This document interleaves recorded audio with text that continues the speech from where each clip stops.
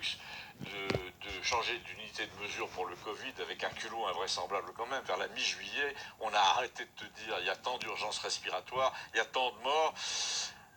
Mais on a dit il y a tant de cas positifs, ce qui donne l'illusion que les malades se multiplient, mais en fait pas du tout.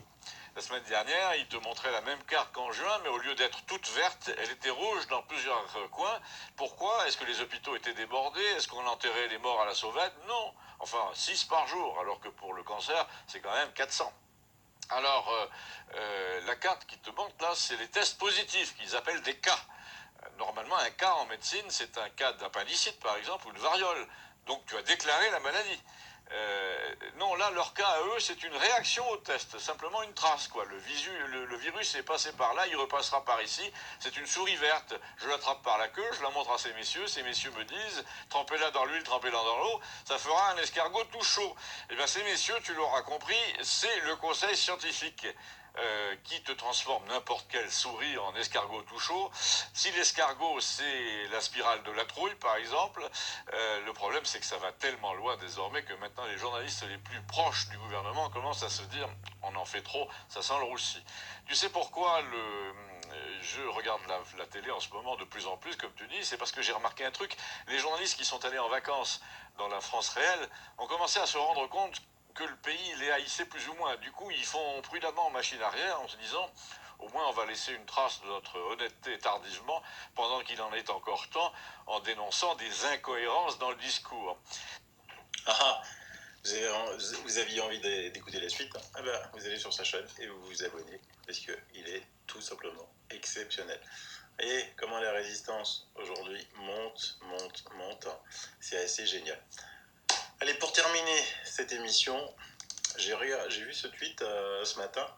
L'hydroxychloroquine, une molécule aux multiples vertus. Dans cette étude, on démontre qu'elle protège indirectement contre le cancer, en plus d'être efficace contre le Covid-19. Une molécule magique, donc. Quelqu'un qui lui répond « Je suis l'hydroxychloroquine depuis longtemps, justement pour son action VS cancer ». Confère le site du NIH. 20 ans d'études ont démontré intérêt in vitro et in vivo contre le cancer, notamment pancréas et poumons. Depuis 2019, les financements sont enfin arrivés et il y a une 50aine d'essais en cours.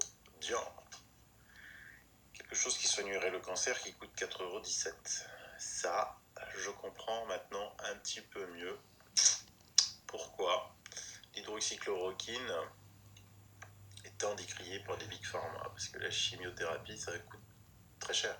C'est entre 1500 et 6000 € l'injection, il faut le savoir. Pour vous, c'est transparent parce que vous ne payez pas, mais il faut le savoir. Et donc, effectivement, je vous mets, si vous le souhaitez, cette étude qui date du 23 novembre 2017 sur la réutilisation des médicaments en oncologie, chloroquine, hydroxychloroquine, comme agent anti-cancéreux. C'est juste exceptionnel. Voilà, je la laisse pour les médecins, les spécialistes, les biologistes qui veulent lire.